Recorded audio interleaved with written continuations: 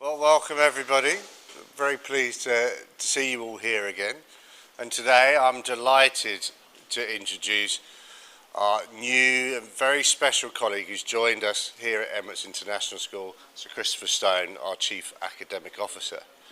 A bit of a background, Sir Christopher brings extraordinary depth of experience to our schools. He was previously the Global Chief Education Officer for GEMS Education, overseeing leadership and standards across 92 schools, supporting over 250,000 students from Chicago to Singapore. Before that, he led a group of schools in the UK as CEO of a highly successful multi-academy trust. Throughout his career, Sir Christopher has been known as a visionary leader with a deep commitment to raising standards and inspiring students and staff alike. His first principalship was back in 1995. I was born then. School. Yep. No, I'd left school by then. And since then, he's consistently received recognition for his outstanding leadership, including a knighthood from Her Majesty Queen Elizabeth II in 2013 for services to education. He's also worked internationally with education ministries and school leaders from countries such as Vietnam, Singapore, Finland and Australia, always focused on improving teaching, leadership and student outcomes. We're incredibly fortunate to have someone of Sir Christopher's calibre and character joining our team. His passion for learning and his unwavering belief in every child's potential perfectly align with the values we hold dear at Emirates International Schools. So please join me in welcoming Sir Christopher to our community. Thank you. Thank you very much. Thank you. We sent out a survey to people, invite you to that. During the session, we're going to go through a series of questions. Very much I'll be interviewing an interview style with Sir Christopher.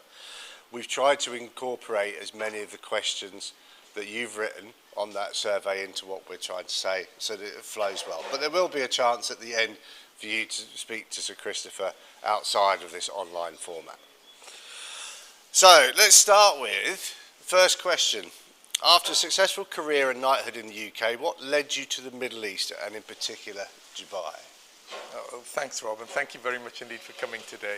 I do appreciate that. You've all got busy schedules, and particularly if you've got children in your households, you've got an awful lot on at the same time all the time. And what a well-behaved young man that is, so that's really nice. So thank you for coming, and thank you for all the people who are going to be there online too.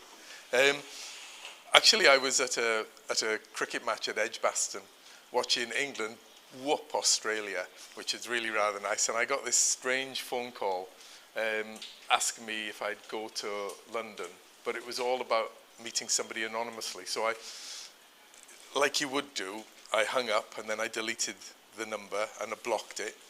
And then I got a number from somebody else phoning saying, please don't hang up and don't block me, I'm on a different call. It's the same thing. This person doesn't want to say anything about it, but they're going to fly in to speak to you, but can you come to London? And I still wasn't sure, so I blocked it a second time, which wasn't so good. In any case, I did end up going down to London and meet Mr. Varkey, who came to, he wanted to appoint a new Chief Education Officer for GEMS.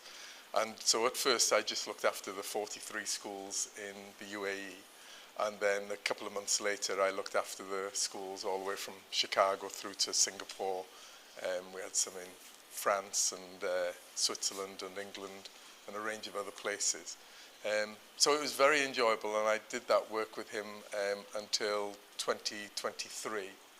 And then I did some work for some big groups in the UAE. I didn't really want to leave the UAE. I'd spent a lot of time traveling. Those of you who travel know that it isn't quite as much fun sometimes getting on and off a plane all the time. I don't want to make it sound like it's hard, but it wasn't. So I did some work for some of the big groups, looking at their premium schools and leadership and working and answering to the CEOs and giving them reports and the owners' report. And I quite enjoyed that, and I decided it was time to retire. I'm 67. And I have 3 grandchildren. The eldest is 18, the youngest is 6, and 2 sons, both of whom are married. And I wanted to spend more time with my family, but I did that for 5 months, and then a couple of opportunities came my way, but they were quite big, lots of schools, and I didn't really want to go back to that life. And then this one came, and it was 2 IB schools, and the IB is my favorite curriculum of all curricula. It's the one that I would want my grandchildren to follow. It creates creative, thoughtful, wonderful young people who are resilient, who can go out into the world and make the world a better place. So 4 program, full IB schools, 2 of them. So that's why I then came back to the UAE. Okay. We'll just go back a little bit. Just what were your sort of initial impressions of Dubai, and particularly the education scene here, when you came across with GEMS and subsequently? It was unusual in many ways, because in some areas it was way ahead of the rest of the world, and in other ways there were things that needed to improve. I was skeptical at first about 1 or 2 things, like the year of giving and the year of tolerance, and then I realized actually there were lovely things. There were thoughtful things. There was a government that was actually trying to do the right things for people. And I realized that actually I thought it was the best of all worlds in many ways, because the schools were geared towards meeting children's needs, and I hadn't seen that so much. I'd seen lots of countries where the schools were almost like clubs for teachers who turned up, and if the children were there or not was almost incidental. And I'd seen others, I'd been to Steiner schools, which are really child-centered. But I did like what I saw here. There was still some way to go on safeguarding, and there was still some way to go on inclusion. And I just can't believe how far the UAE has traveled. You have to back yourself, and you have to believe in yourself. So I bought my own apartment as soon as I came here, really. That was 10 years ago. And I was answerable to, I realized I had a chair of a board, and I had Dino Varki was the CEO, and Mr. Varki was the founder. But I also had somebody at KHDA who seemed to be my boss, and I had somebody at the MOE who seemed, and all of these were female. And here I was in an Arabic country, and females were bright and sharp and leading in really senior positions. And I started to realize, actually, this isn't the way it looks like from the outside. It's quite different. And not only is it something that you go into, it's something you can help shape and be part of. And so I have really enjoyed my time in the Middle East and in the Levant region generally, really. And something that was particularly attractive about this school is, and you've said this to me, Rob, and you were quite right, the makeup of these 2 schools is very like the makeup of Dubai. In terms of, in my other schools, we had schools like JC, which were all British, really, or we had schools like GWA, which were mainly Russian, or we had schools like our own Indian, which was mainly Indian. Here, the makeup of children in the school really reflects the makeup of the Dubai population. And you were right when you said that. And I found that really welcoming. And the children are lovely. I have to say, there's one area that probably need to work on a bit harder, is behaviour for learning. They're lovely, and they're delightful, and they'll come and chat to you, but some of the children would rather chat to you than come to work. You know, sometimes it's about coming and visiting friends rather than so we're working on trying to change that. Okay. So, I mean, coming from Wales, coming into Dubai, do you miss the rain? I love all seasons, really. I love all seasons. And I love the heat here. So when people complain about the heat, I love the heat. And then, and then I love the winter too. But so I like seasons. And I think really it's in your head. You've got to be happy where you are. I see people sometimes, it doesn't really matter where you put them. They're not really happy where they are because they're not happy here. And really you've got to work out what you want in the world, what you want out of life. And at my time of life at 67, I don't know how many of you drive, but I have more in the rear view windscreen than I have in the front windscreen. So I've got to enjoy my life. And I don't mean that in a hedonistic way. I mean, you want to make a difference. We're on the world, in this world for a very short period of time, and we have a chance to influence and do a number of things. And I've met some lovely people in my time. I've met Nelson Mandela and had spent time with him. I've spent time with Ban Ki-moon. Some great people who, when you meet them, you know that they are making a difference, and you look to them and you think, actually, if we could make that, if all of us could do the right thing for the right reason, we could make a difference. And you have to, when you've passed on, whatever our belief system, it isn't how much money's in the bank, or for me, it's how nice my children are and how good they are, or how many people's lives you manage to touch or affect or impact for the good. Otherwise, what's the point? You know, what's the point? I think that nail on the head there is, that's why we're all here, isn't it? To try and make a difference, whether it be a small difference to our own families or be involved in the massive opportunities that are available in the UAE.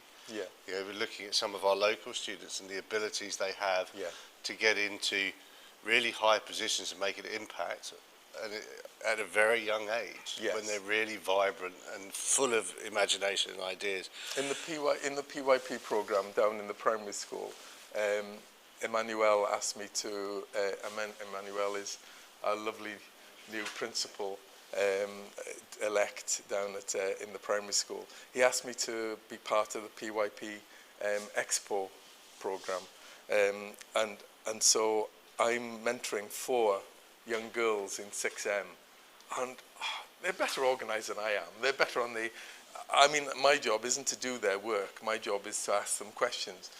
If I could get a word in edgeways, it would be quite something, because they are really on the ball and they know what they're doing. They're organised. They're delight to work with. And when I've started asking them and giving them tasks for the next week when we meet. So we're going to meet again on Wednesday. So I've got to come back from Meadows specially to see them, because otherwise my life will be hell. And they'd done the work by the next day, and they were then sending me work. They've done extra work and other things they're doing, and that's because they're independent learners. They're thinking. They've been encouraged to think in a different sort of way, and you don't get that in lots of other curricula. So, for instance, the 3 countries at the moment with the worst mental health for children. Well, one isn't a country; is Beijing. The second one, South Korea, and then England. I mean, they're the worst for mental health for children. I see the children here, and they're different. They are very often they come from one culture, although we have a number of Emirati children too, which is delightful. They come from one culture, they live in another country, which is a second home very often, but then they'll go to university in a third culture. They won't go home to wherever mum and dad come from. So that makes it really quite exciting. Welcome. Nice to see you. So yeah, I think that makes the children more resilient. Whereas both my boys married girls from just a mile down the road. I mean, they're lovely. They went off to, and did different things. But here you do get to see the world, and you share in the world in a different way. Yeah, I totally agree. So moving on to specifically Emirates International Jumeirah, your impressions of how IB, you spoke about primary years programme and the exhibition that they're doing. What's been your general impression about how Emirates International School Jumeirah puts IB into practice? Well, Richard Cranston, who's the deputy head here at the secondary school, is doing a review of all the lessons. So after I leave here today, I'm straight into 2 Arabic A lessons. Yesterday I was in Arabic A. Last week I was in Arabic B. The week before I was in design and language acquisition. And then the week before that, it was PE. So I'm actually getting into classrooms and seeing the quality of what's being taught. And I'm seeing some incredibly interesting lessons where children are taking responsibility for their own learning. They're being given guidance and support, but the teacher's working on many different fronts. When I know you're all younger than me, every one of you is younger than me, but when you were at school even, the teacher probably just stood in front and gave a lesson. Well, here you've got 5, 6, sometimes 7 lessons going on in the same classroom. I think they must go home shattered, the teachers, but what I'm glad to see is the children are going home very often more tired than the teachers, because they're being made to think, they're being made to work, they're being made to use their brain. Whereas in lots of other curricula, what you have is you have an empty vessel, and people think you just fill that with facts and data. Well, that's only as good as you can remember those few facts and that bit of data. What you need to be able to do is know how to find that data, where to find that data, how you're going to work with other teams to find that data. Because although I have a small skill set, you were very kind when you said those things before, but I surrounded myself with really good people because I'm not very good at anything. So I had to get lots of people around me in my different jobs who could do crunch data, who could do the marketing, who could do... I loved learning and teaching and leadership, but I didn't like lots of the other stuff. So I needed other people to do the other stuff. And so what you need when you're a young learner, because you're going to go off to university, you're going to work with other people again. What you don't want is a curriculum that just has you as a little box that you stick everything inside. And the IB here is about stretching children. It's about encouraging them to think differently. It's about encouraging them to take risks. It's about getting them to see their place in the world. It's about being a global citizen. It's about sharing with other people and having empathy. Because one of the things, if you're not too careful, in a place that's so delightfully wonderful as Dubai, is people can become self-centered and just looking at getting either their lips done or buying the new handbag. I'm not looking at anybody or anything, but you know, you just do those things. Looking at me then for a minute. I'll get my handbag out at some point. But really, it's about having empathy and thinking about other people and caring about other people and understanding what, if I say this, what will it mean like for the other person? And I'm seeing that in classrooms all of the time. And some of the classrooms I'm going into in primary are just delightful. But I'm seeing it in Meadows too, and I know you're quite rightly, I'm talking at Meadows tomorrow, but I'm seeing it in both schools. But the curriculum and the types of teachers that are attracted to that type of curriculum are a certain type. They're open-minded, they're thoughtful, they push the boundaries. That's different from going to, some of you might have been involved in the CBSE, the ICSE, the IGCSE, other curricula, and those aren't the same. Those are not developing young people in the way that I'd like to see them being to question, because you have to question. And I don't want to be particularly difficult because this is being filmed, but you want people to question the government of the time, whichever country you're in. So maybe in America, people ought to be questioning what's happening. In France, people ought to be questioning what's happening. In Italy, people, or Hungary, or the Philippines, people need to be questioning whether the government sometimes is doing the right thing for the right reasons. And I think the type of young people that we've got will stand up and be counted and say, well, actually, can we look at that again? Because I'm not sure that's right. I'm not sure that deporting that person without a proper due process is the right thing to do. And I think it'll be an IB learner who'll put their hand up and say that, not somebody who's just been taught to swallow a curriculum. Yeah, I think it's very important in the IB that our students do recognise their faults as much as we recognise success. Because without recognising your faults, how are you going to drive success even further? Talking about the students particularly, IB does promote a lot of leadership within the student body. How have you seen that enacted within the schools? I saw a couple of times where young people have been helping other people in the classroom, but I've also seen them outside the classroom where somebody wasn't moving to their lesson as quickly as they should be. And a friend has said, we need to get going, we need to get going, I want to be there. I think leadership, because leadership, people often get mixed up with leadership and management. Management is about doing things right, doing them in an order. But leadership is about doing the right things. That's about picking and choosing what you really should be doing. So my job as a CAO or a CEDO isn't about the buildings, it isn't about money. We have the equivalent of a CFO and we have equivalent of a CEO. My job is about education. My job is around leadership, learning and teaching. And so when it comes to leadership, we need leaders as children, we need middle leaders. So I was really pleased that Manoj and Janine and Miss Amna, they all made sure that in my contract and in my job description, there's a lot of work around coaching and mentoring at different levels. And so I coach and mentor middle leaders. So tomorrow when I'm at Meadows, I have 3 coaching sessions with different people. Yesterday I had coaching sessions here with different people. And I was brought in early enough. We are deeply saddened that you're going, Rob. You've done an awful lot of really good things, but you did something really good, and you went and talked to the school beforehand about the fact that your son's in New Zealand and you're relocating, and you gave the school a chance to appoint somebody with enough time. So partly, my role has then been to be part of that bridge between what's gone before, because like you said, people feel very strongly and positively, and I acknowledge that.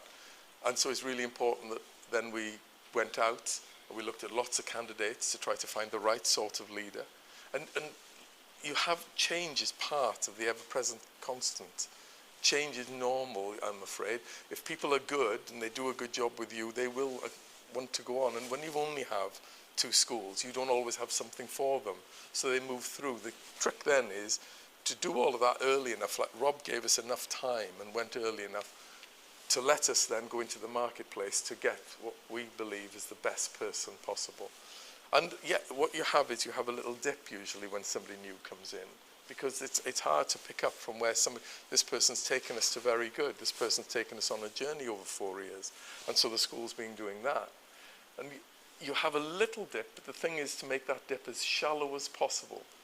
And so I've been appointed to try to ride out that dip and support the person coming in, and then really I'm not part of the long-term future of the school. I'm here to see it through a period of time when there are significant changes in both schools, to make sure that for your children they don't notice those changes as much as possible, and then to hand back to the people. So everything I do, Emmanuel is the head teacher to take over from Barbara when Barbara retires. And Barbara and I are the same sort of age. And there comes a time when you move through. But the important thing is Emmanuel and I spend lots of time talking about things. I don't have a single answer to give Emmanuel. Nothing, not one. My job is to try to get him to come up with answers and to ask him questions that are going to maybe make him ask questions of himself. Because although he's really quite brilliant, and although he's had experiences in London and Beijing, if he isn't a better principal in 2 years' time than he is now, then he's not improving. And what about in 10 years' time? Because there's a big difference between 1 year's experience, 10 years' experience, and 1 year's experience repeated 10 times. So his job is, after I've gone, to still push himself, to still want to be better, and to still see that there are ways in which you can improve. I've been married for 44 years to the same woman, and she's been telling me there are many ways that I can improve. So I know that I've got lots of areas of improvement. You're still not... Never finished, no, that's right. No. I am a work in progress. Until you But there regularly are take things- the bins out. That's what I found out, and put the socks in the washing. Change management is a really important part of the CAO's role within any organisation, is ensuring that there is that consistency of approach. Yeah. We've all spent a lot of time creating a very succinct vision and mission for the school, and so that we know that that can continue on regardless of the personnel. Yeah. We've covered quite a lot already. What we'll do is move into, and this was a few of the questions from parents that put in. These are more sort of general parts, not specifically about the school, but more into education as a wider issue. The first one we want to look at is, which is probably on everybody's mind, is where AI fits in. Yeah. Because that's big in there. There's lots of media about how it's going to impact different industries.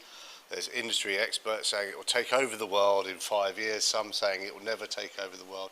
Where do you sit with AI and education? Well, I'm so old that when I was at school first, I had one of those pens that had a black bit, a red bit, a green one, and a blue one. And that was banned. Because nearly always new technology is banned. They wanted me to use a fountain pen with ink, and of course I got it everywhere. Nearly always new technology is scoffed at or not fully understood until we know and we begin to understand how to use it. You mentioned washing. Washing machines, when I was that young, there was a mangle. And then after there was a mangle, when I was small, I used to have to sit on the spinning machine because it would move around the room. You know, I think now, that was probably more Wales than it was London.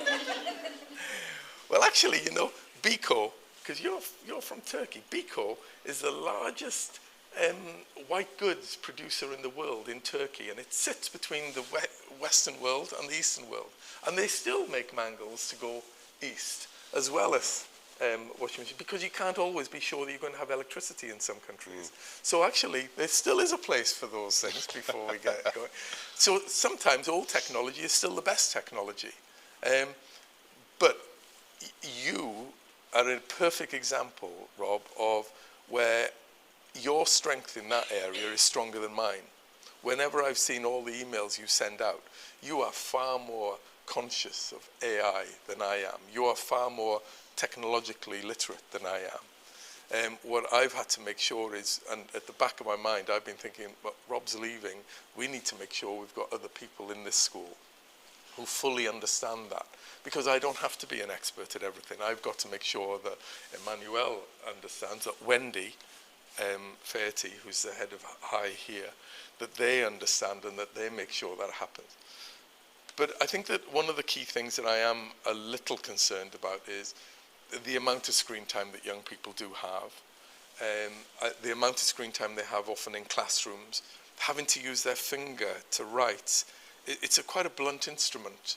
Even I try not to use my phone that much. But when I use my phone, the tip of my finger gets numb and I hardly use it. So what it's like for young people who can, and they're ambidextrous. But there are times when actually you need to put the screen down. You need to talk to people. You need to make eye contact. You need to understand and pick up on other people's emotions. So there'll be people who you'll be talking to, and if you're not mirroring how they're sitting, or they're like this when you've said something, or you've said something and it's upset them, you need to be able to scan a room. You need to be able to pick up on what people are thinking and saying, and you need to really be able to connect. All of those soft skills we need to still be teaching children. But that isn't to say that I'm either anti or like, so you're together, right? Yeah, anti or, he's a very well-behaved little boy, I have to say, a very well-behaved little boy. It is about using it appropriately. Children need to go into the world at speed. They need to understand how to use the machinery, the ideas, the ChatGPT, all of the different things they need to understand, and other things that are coming online. But even I need to understand. So I like running my own. I have gardens and some woods. I run my own chainsaw. I run my own blower. I run my own different ride-on mowers. But I don't like taking those off to somewhere else to get them fixed. I like knowing how to pull them apart and fix them myself. So although I'm not so gifted as you are in terms of that sort of technology, I'll quite happily disassemble my chainsaw, sharpen it myself, put it back together, get it to rev right, get the carburetor clean, because that's my world back home. I need to understand my world. We need to make sure that teachers and children understand the world that they're in. My wife is able to order food online, or I can order my stuff online. When I'm 70 and 80, we still need to do that because we'll be less mobile. We'll need to be able to continue to fit into the new world, because what happens too often is that people don't. I mean, I'm of an age where I'm pre-mobile phones. Even actually you are pre-mobile phones. What date did mobile phones come out? The 90s? Yes, touch phones came. I think it was more the touch phone revolution that changed mobile technology. The iPhone 3, I think was the iPhone came 2003, 2002, something like that. The ability, the original mobile phone was just, I remember having one. My father's, the big banana one. Yeah. And the only game you could play on it was Snake, and it was a tiny screen. But I think the arrival of Apple iPhones and the ability to do much, much more on a device than call was the big sort of driver of change. Yeah, and it's not just the calculator, which used to be banned by the wait time, where when I was at school, calculator was banned as well. It was seen as for men. And now it's on your phone, it's on your watch, it's on, you can do all of those things, but children still can't see what the changes are going to come. I'm about to buy my car, and I am doing the most ridiculously stupid thing, in that back home I'm buying a combustion engine, because I want to have one of the last engines. I've never had a V8, so I'd really like to have a V8. That's a ridiculous thing. It's going to be halved in value straight away. but I want, Oh, but I want to still try and do some of those things. Um, but I realise that the world is changing, and young people, it's not about them knowing necessarily what there is now or what's happening next year, but to have the skills to be able to adapt and change and meld into and accept a new world and be part of that. That's what we want to have. Otherwise, you have people who are, they're fine for a period of time, but because it's changing so quickly, they can't keep up. Before all of us, our grandparents probably had never, ever seen an aeroplane even. When they were young, you know, the Sopwith Camels only came out in, you know, at the start of the 20th century. Those are huge changes. Waleed, who's now, who does all our accommodation, he does lots of other things as well. he was born after that period. He was born after that period. But he's now getting places for teachers to live where it's all touch controlled. There are no switches, it's all touch controlled. You come in, you can speak to things. And that is a revolution in terms of changing from when we were younger. And you're all younger than I am. I have to keep saying that because I don't want to make eye contact with anyone and then offend anyone. In any case, back to you, sorry. Yeah, no, I think that's one of the things for me that you touch on in there is that idea of adaptability. Yes. We're currently talking about AI, but none of us really know what AI is going to look like in 5 years, 10 years, 15 years' time. But the IB education gives those soft skills to students to be adaptable. Yeah. They will change depending on what the market requires for them and what the learning requires, and that's the really important thing. I mean, AI for me, as you said, I use AI quite a lot. I even had on ChatGPT, there's a chat function on there, and then you could have an audio chat, and it sort of rings your car, and I'm driving home having a conversation with ChatGPT. I even named it after my grandfather, and I told him to do a real London accent, so it felt like I was back at home. It was quite weird, so saying, what car should I get my son? Yeah. But the information, although it was a bit of a gimmicky way of doing it, the information comes back so much faster. For me, AI at the moment in my life is like an advanced version of Google or Yahoo or whatever search engine. But the adaptability is the important part. And ours is not a content-driven curriculum. Exactly. Nearly all the others are content-driven. So our children don't have that content. What they've got are the skill set to be able to work in a new world. So I mean, there aren't that many. There are only 4,000 IB schools in the world. Well, if you looked at just the primary schools in Paris and London, that's the same number of the total number of IB schools in the world. So sometimes when people think that, you've got a teacher and they're not IB trained, there isn't a university that trains IB teachers. What you're looking for are the type of people that have skills that you believe have an open mind and you can change. So they'll all have come from being taught in one of those curricula. They'll all have gone to university. Our job is to select those people and then train them on the job and train them in a way that means that they are prepared to accept, and I don't mean this in terms of a negative way, but criticism. So you don't say it in criticism because our brain closes down as soon as you do that.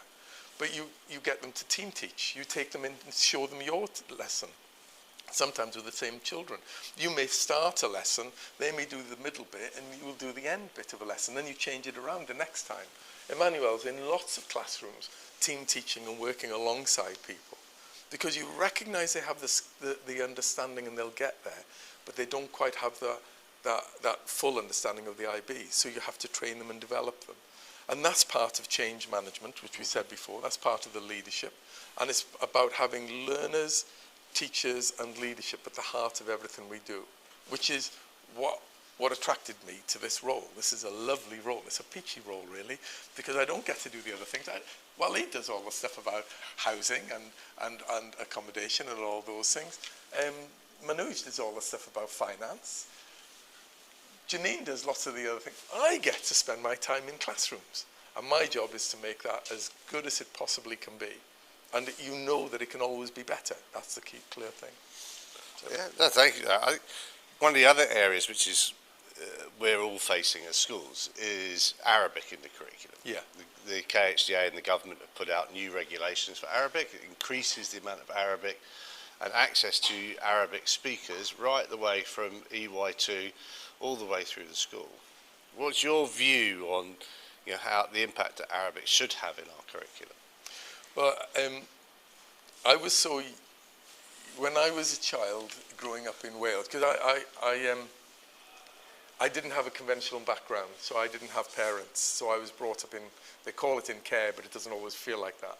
So even as an adult, until I was married for a few years, until I felt, I suppose, secure in a different sort of way, I would have a rucksack and everything was in the rucksack ready to go, because as a child I was moved around. But they kept me in the same school, which was really important. So I had the same school. But when I was very young, in the playground, you were given the cane if you spoke Welsh. And then we had a change in the government in Wales and a change in the way that it was run, and actually a change of head teacher at the school. So then you were given the cane if you spoke English. It was really strange because they wanted to encourage. But I think people always have realized that in order to keep a language alive, that's the only way you keep a culture alive. And so for this country, it's important that Arabic is spoken. And actually, my grandchildren, if I could only have them come to an IB school here. I used to always want them, when I was at GEMS, I used to say that they could go to GEMS International School because it was an IB school that I knew was inclusive and was the sort of school that I really quite liked. It wasn't pushing at one end and wasn't pushing another. It was just, I knew that that's the type of, and I see that, I recognize that in the two EIS schools. But I got lost then just for a second. That's what happens when you get old. Pardon? Arabic. Yes. Thank you very much indeed. Arabic and culture. But the culture is linked very much to that, and the whole Levant region. If I could ask them to speak a language, people used to think you wanted them to speak one of the Mandarin or one of the Chinese dialects. Actually, I would get them to speak Arabic. The work that I remember doing in Jeddah and Daman and Riyadh was really quite exciting, what was happening there. The work that's happening here, having spent time with schools we had in Egypt, an understanding of Arabic will take children a really long way. To really be able to embed yourself in the culture in a different sort of way. I was kind enough to be invited to an incredible wedding by Hamdan Al-Razi. He used to be the chief of police for Dubai. And he invited me to his son's wedding, and it was the most incredible experience. I've never seen so many people at a wedding. It was just a great thing to be part of. But culturally, because I didn't have the language, I just felt like I was missing out on so much. Now, I did some work for a group, I won't mention them, down in Abu Dhabi. And they're all, it's all Arabic schools, and everything's in Arabic.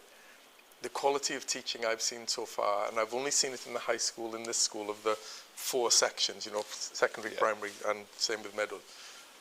The quality of Islamic, Arabic A and Arabic B is the highest I've seen of any of the schools I've been in so far. It was really quite incredible. I saw 2 Arabic A lessons yesterday, which were outstanding. And I know they knew I was coming. I know they prepared in such a way, but honestly, they still had to deliver those lessons. They were brilliant. And after this, I'm in 2 more Arabic A lessons. So it is important. 10 years ago, would I have gone into the Arabic and Islamic classes? I wouldn't have been encouraged to go. I did go because I made a point of going because I wanted all teachers to feel the same, no matter. But other people wouldn't have thought it was so important. Now it's really exemplary that Wendy and Richard made a point of making sure that I've gone to see every Arabic and Islamic lesson that there has been, and why they're early on, because they wanted me to see some really good practice first. So that is a nice feature. Now, I don't know how strong they are in Meadows yet. I haven't been into those lessons yet, and I haven't been into primary. But I'm saying, I know, hand on heart, the lessons I've seen here in secondary are amongst the best I've seen anywhere. I think that links back, nicely into, when you talked about community, very much, Jumeirah is very much a community school. We care about all elements of the school. We're not just focused on one part of the curriculum. It's a whole broad thing. Now, I'm a bit aware that the bell might go soon, which might affect some of the sound, but I'm just wondering, just very, very quickly, 'cause you talked about in the intro, we talked about unwavering belief in every child's potential. Yes. Inclusivity in schools is a big thing Yeah. within Dubai. How do we create the right pathways for all students, particularly those students of determination? Well, I think this is one of the most important things, really. And one of the things I did do 10 years ago, I went with the head of Talim, Roz, and I stood up and publicly announced that we would accept any child into our schools that we possibly could cater for. I am mindful that there are one or two that have specific needs that it is very hard, but we will try to accommodate nearly every child. And that's because any of you who are parents of 2 children will know that they're both totally different. It doesn't matter that they have the same father, the same mother, and they're brought up in the same way. They're just totally different. And schools need to be the sort of places, that are welcoming, that children don't see a list and think, there's a list of 30 children, I'm there. And that's how they see themselves for the rest of their lives. And if you go back and you go to a school reunion, it doesn't matter what you've done in your life afterwards, people will see you where you were in that school. They'll see you, you were there. And that's crazy. And people get locked into that. So inclusivity is around teachers adapting lessons to make sure that every child flourishes. I don't think that I was really that bright until I got into my mid-20s. I'm not saying I was that bright. I'm just saying I don't think that I really realized who I might be. Your potential. My potential until then. It's a real tough ask to ask children to understand that when they're 8 or 9 or 15, when there are all these other things going on. I made some wrong choices when I was a child. I was the only child of colour in my school. So if somebody wanted to come up and have a fight with me, I would have a fight with them. You know what I mean? I was bring it on, really. Until my head teacher pulled me in and started one day calling me all sorts of names, terrible names. And I was really getting angry. And he said, and I loved this man, because my best friend was his father. And he only ever called me, my surname, and it was all separate. But here he was calling me these names. But he said, if you're like that, you're going to fight all your life. This is what it's like out there. You have to be. So we need to be able to see that every one of us can develop in a different way. And then see that actually inclusivity, if we're not careful, it's about segregation. It's about keeping children apart. That isn't what life is like. Life should be about everybody being part of that. And the way in which you learn to help somebody else helps you develop and learn as well. So yes, our teachers have to become more skilled. They have to be better this year than they were last year. And they have to be better again next year. They have to keep developing, otherwise they plateau and then the school drops off. And that means being able to understand that a school isn't a school if it's only letting a select group of children come in, and then really the children are gaining despite the teaching rather than because of it. We need to have it where the children come in and the teacher has different profiles for each child and helps them move forwards, helps them develop, and helps them achieve their full potential, which is what you're saying. And for some of us, it isn't until we're in our 20s. For you with golf, it might still be now. I'm hoping you become better. To come, really. Yeah. So, at different times, we can learn. We can learn all the time. Yeah, I think there's a level, as parents, I think we all find there's a level of acceptance that you have to reach with your children, particularly to say that, as long as they reach their potential, does it make a difference which pathway they take? No. You just want them to be the best that they can be in that pathway, whether it's going to university, higher education, whether it's going into industry and working through that. There's so many different ways to reach your potential, not a traditional, I need to get 20,000 letters after my name through a million different courses. Yes, you're right. Okay, well, thank you to Christopher Stone for joining us today. I hope you've enjoyed listening to his thoughts around EIS Jumeirah and education as a bigger topic.